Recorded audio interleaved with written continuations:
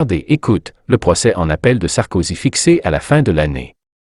Le procès en appel de l'ancien président de la République Nicolas Sarkozy, de son avocat Thierry Herzog et de l'ex-magistrat Gilbert Azibert, dans l'affaire dite des écoutes, se tiendra du 28 novembre au 14 décembre, a décidé lundi la Cour d'appel de Paris. Nicolas Sarkozy avait été condamné en première instance, le 1er mars 2021, à 3 ans de prison, dont 1 an ferme, pour corruption et trafic d'influence, une décision sans précédent pour un ancien chef de l'État. L'ex-président, qui a toujours affirmé n'avoir jamais commis le moindre acte de corruption, avait immédiatement annoncé qu'il allait faire appel, tout comme messieurs Herzog et Azibert, condamnés à la même peine, assortis d'une interdiction d'exercer de 5 ans pour maître Herzog.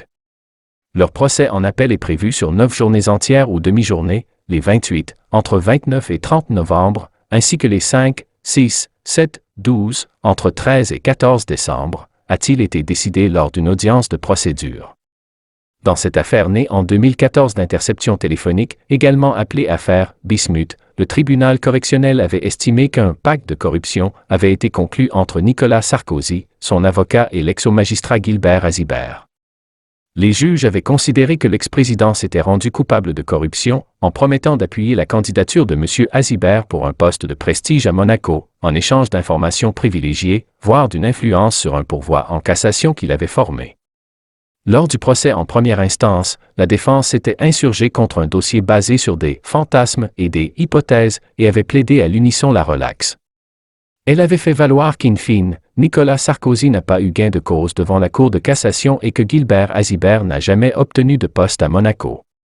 Selon la loi, il n'est cependant pas nécessaire que la contrepartie ait été obtenue, ni que l'influence soit réelle, pour caractériser les délits de corruption et de trafic d'influence.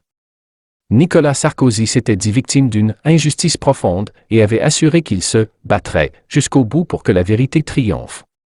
Retiré de la vie politique depuis 2016 mais toujours populaire à droite, l'ex-chef de l'État sera également rejugé dans l'affaire Big Malion après avoir fait appel de sa condamnation en septembre à 1 an de prison ferme pour financement illégal de sa campagne présidentielle.